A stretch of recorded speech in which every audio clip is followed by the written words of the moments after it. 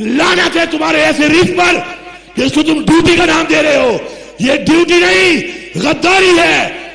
मुझे अफसोस एक बात का है कि मैं एक फौजी का बेटा भी हूं और एक फौजी का भाई भी हूं। इन कातलों ने, इन जालिमों ने इस दफा गोलियां फौज से मरवाई हैं। ये साइकोपैथ है, इसका ज़हनी तवाज़ुन ठीक नहीं है, ये एक क्रिमिनल माइंडेड बंदा है। और इंसान के बच्चे बनो, दीन फरोश हो। मदारिस की रजिस्ट्रेशन के मामले पर मौलाना ने सबको लताड़ के रख दिया। इमरान खान इंसान के रूप में मसीहा अल्लाह ताला ने भेजा है। अल्लाह ताला ने इमरान खान से बड़े काम लेने हैं। दीन फरोशो सब्र करो, अभी तो तुमने बड़ी धाड़े मार मार कर रोना है और इमरान खान को याद करना है। जितना इमरान खान ने पाकिस्तान में इस्लाम का फायदा किया है इतना किसी और हुक्मरान ने नहीं किया। मौलाना जमील अजहर की ललकार।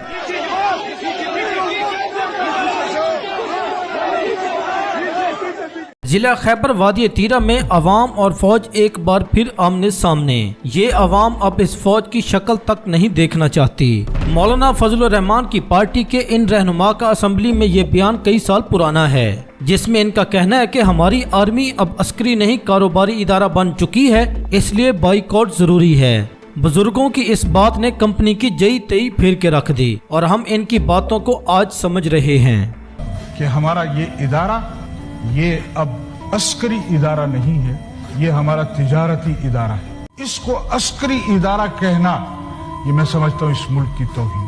आप army chief general Syed Asim Munir के कारनामे मुलाहजा फरमाएं। जुमा के दिन नमाज जुमा के वक्त ऑनलाइन कंट्रोल अबूर करके भारतीय फौजी पुंछ सेक्टर और आजाद कश्मीर के गांव मंडेला में दाखिल हो गए। जब इलाके के लोगों ने देखा तो वो इलाके की तस्वीर बनाते रहे। इलाका मकीनों ने उन्हें देखकर उन पर फायर खोल दिया। 2 फौजी जख्मी हुए। फायरिंग के नतीजे में भारतीय फौजी वहां से भाग निकले। जब वहां पर पाकिस्तानी फौजी आए तो उन्होंने लोगों से कहा कि इन पर गोली चलाने का हमें हुक्म नहीं है। शायद इन लोगों को सिर्फ अपने ही लोगों पर गोली चलाने का हुक्म है। अगर तो फिर ऐसा है तो ये फौज किन के खिलाफ लड़ने के लिए बनाई गई है? डोनाल्ड ट्रंप की नई तैनाती रजीम चेंज करने वालों की शामत आ चुकी है। इस तैनाती के बाद कंपनी सही मानों में बढ़ चुकी है। अमेरिकी नौ मुंतखब सदर डोनाल्ड ट्रंप ने अहम तैनाती कर दी है। साबिक इंटेलिजेंस चीफ रिचर्ड ग्रेनर को अपना खुसूसी मंदूब नामजद किया है, जो पूरी दुनिया में अमेरिका के स्पेशल मिशंस की सरबराही करेंगे। रिचर्ड ग्रेनर 26 नवंबर को इमरान खान को डोनाल्ड ट्रंप से तशबीह देते हुए इनकी रिहाई का मुतालबा भी कर चुके हैं। क्या अब घबराने का वक्त शुरू हुआ चाहता है? जुल्म और बर्बरियत करने वालों के लिए जो गुज़श्ता 2 साल से जायद अरसे से पाकिस्तानियों पर जुल्म करके अभी तक थके नहीं हैं। ये अहम तैनाती पाकिस्तानियों के लिए काफी तब्दीलियों का पेश खैमा साबित हो सकती है। आज की होने वाली तैनाती खुद सदर ट्रंप का जीतना, पूरी दुनिया में होने वाली नई सफबंदियां, यूक्रेन रूस जंग बंदी का इशारा, एशियाई खित्ते में दूर दूर तक नजर न आने वाला कोई नया एडवेंचर और फिर गुज़श्ता 2 हफ्तों से वतन अजीज में पाई जाने वाली बेचैनी, कौमी हुकूमत के शोशे, फैज हमीद मिलिट्री ट्रायल के ड्रावे, पार्टी में अपने मोहरों के जरिए पैदा करदा मसनूई तफरीक को जोड़कर देखिए, सब सवालात के जवाबात मिल जाएंगे। अब आपको सिर्फ इमरान खान पर फोकस करने की जरूरत है। फौजी अपना सारा जोर लगा लें, वो इमरान खान को काबू नहीं कर सकते। और अभी जो डोनाल्ड ट्रंप सदर बन जाएंगे तो फिर अमेरिका से असली दबाव शुरू होगा और 20 जनवरी से पहले फौजी भाई कोई मुकमुका करना चाहते हैं, क्योंकि एजेंट भेज चुके बात नहीं बन रही। गुज़श्ता बरस दिसंबर में army chief general Asim Munir और इस वक्त के ISI chief general Nadeem Anjum ने अमेरिका का दौरा किया था, जिसमें वो जो बाइडन इंतजामिया के रजीम चेंज ऑपरेशन के अहम किरदार एंटोनी ब्लिंकन और विक्टोरिया नोलैंड से मिले थे। इंसानी हकूक की मुतहरिक रहनुमा लिंडा मोर्गन ने इन मुलाकातों को पाकिस्तान में एस्टेब्लिशमेंट के जरिए मामलात को कंट्रोल करने का जिम्मेदार ठहराया था। अब वापस आए 25 नवंबर 2024 पे, जहां ट्रंप इंतजामिया की हामी और global security activist Linda Morgan tweet करती हैं कि पाकिस्तान की फौज के डिक्टेटर आसिम मुनीर मुबैना तौर पर इस्लामाबाद में फौज और इमरान खान के हामी मुजाहिरीन के दरमियान तसादुम की मनसूबा बंदी कर रहे हैं, जिससे बदअमनी और खून रेजी का खतरा है। बाइडन एडमिन को एक्शन लेना चाहिए। मोर्गन की मालूमात दुरुस्त साबित हुई।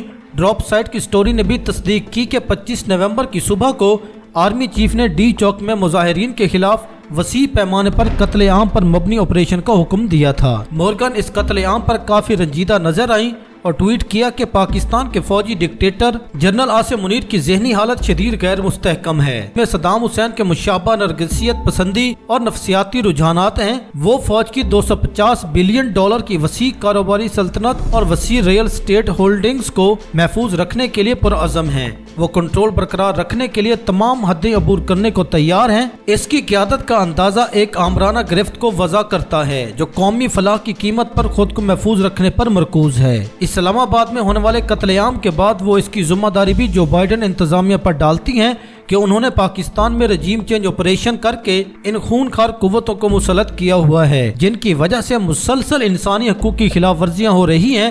یہاں ایک دلچسپ نقطہ ہے، لنڈا مورگن 26 نومبر کو دوبارہ دسمبر 2023 کے آرمی چیف کے دورے امریکہ کی تصاویر لگا کر ٹرمپ کو مینشن کرتے ہوئے ٹویٹ کرتی ہیں کہ deep state actors Victoria Nuland, Antony Blinken اور عاصم منیر نے پاکستان میں رجیم چینج آپریشن کا منصوبہ بنایا تھا۔ مجھے امید ہے کہ ٹرمپ انہیں اس فیل کے لیے جواب دہ ٹھہرائیں گے۔ رجیم چینج آپریشن سے پاکستان میں لوگوں کو بہت زیادہ تکلیفیں اٹھانا پڑی ہیں۔ ان کا مزید کہنا تھا کہ عاصم منیر کو امریکی ڈیپ سٹیٹ ایکٹرز کی براہ راست مدد کے ذریعے پاکستان کا آرمی چیف منتخب کیا گیا۔ انہیں پیش کی اطلاع دی گئی تھی کہ وہ جنرل قمر جاوید باجوہ کو سائیڈ لائن کرتے ہوئے یہ عہدہ سنبھالیں گے۔ عہدہ سنبھالنے سے پہلے عاصم منیر نے نواز شریف اور کچھ ڈیپ سٹیٹ ایکٹرز سے متعدد ملاقاتیں کی جن کے دوران ان کے مشترکہ مقاصد کو حاصل کرنے کی یقین دہانیوں کا تبادلہ ہوا۔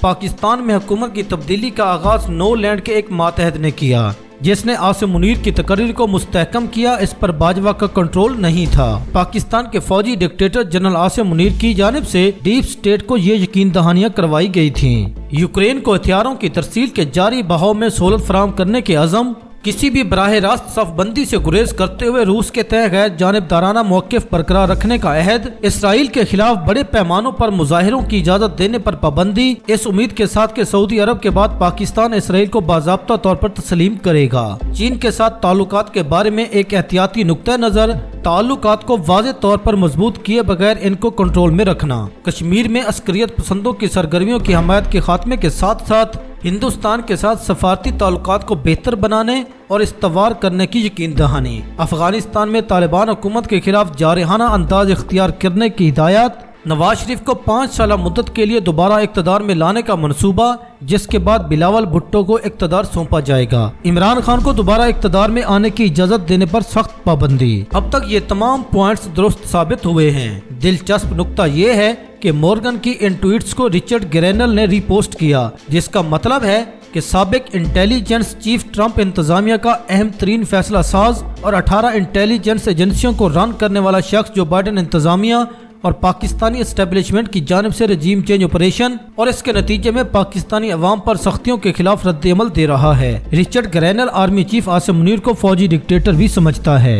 رچرڈ گرینل نے امریکہ میں ٹرمپ کے خلاف انتقامی کارروائیوں اور پاکستان میں عمران خان کے خلاف انتقامی کارروائیوں کو ایک جیسی قرار دیا تھا اور عمران خان کو بھی ٹرمپ کی طرح ڈیپ سٹیٹ ایکٹر کے خلاف کھڑا ہونے والا لیڈر قرار دیا اور اس نے عمران خان کی رہائی کے حوالے سے بھی ٹویٹ کر کے مطالبہ کیا ہوا ہے۔ ٹرمپ نے اب اسی رچرڈ گرینل کو انوائے آف اسپیشل مشن بنا دیا ہے۔ اس عہدے پر موجود خصوصی ایلچی کے ذمے دنیا بھر میں موجود ممالک کے ساتھ امریکی معاملات طے کرنا، خارجہ پالیسی کے حوالے سے رپورٹس مرتب کرنا اور امریکی حکومت کو ڈائریکشن فراہم کرنا ہے جن کی معلومات کی بنیاد پر حکومتی فیصلہ سازی میں بہتری آتی ہے۔ اب ذرا سوچیں، جو بائیڈن انتظامیہ کا گند صاف کرتے ہوئے اس نے پاکستان میں موجود کٹ پتلیوں پر ہاتھ ڈالنا ہے تو چیخیں کہاں تک جائیں گی۔ 26 نومبر کو ہونے والے قتل عام کے حوالے سے امریکی خفیہ ایجنسیوں کے پاس بہت زیادہ مواد موجود ہے۔ اسلام آباد میں امریکی سفارتخانے کے پاس بھی سیٹلائٹ امیجز موجود ہے۔ اگر انہوں نے امریکی ڈیپ سٹیٹ ایکٹرز کی کٹ پتلیوں کے خلاف ایکشن لیا تو معاملات کہاں تک جائیں گے؟ پاکستان تحریک انصاف اور قوم ہر قسم کی بیرونی مداخلت کے خلاف ہے۔ بیرونی ایما پر منتخب حکومتوں کو گرانے کے عمل کو کبھی قوم قبول نہیں کرے گی۔ تاہم انسانی حقوق کی خلاف ورزیوں پر دنیا بھر سے اٹھنے والی آوازیں، یہاں تک کہ ان کی بنیاد پر عالمی عدالت انصاف یا کسی بھی فورم اور حکومت کے ایکشن کو ہم بطور قوم خوش آئند قرار دیں گے، کیونکہ ہم اقوام متحدہ کا حصہ ہے اور ہماری خارجہ پالیسی میں بھی دنیا بھر کی طرح دنیا میں کہیں بھی ہونے والے ظلم پہ خارجہ محاذ پر آواز اٹھانے اور جمہوریت دشمن قوتوں پر پابندی کی حمایت ہوتی ہے۔ یہ فرق ہوتا ہے بیرونی مداخلت اور اخلاقی حمایت میں، جسے پالچی سمجھنے سے قاصر ہیں۔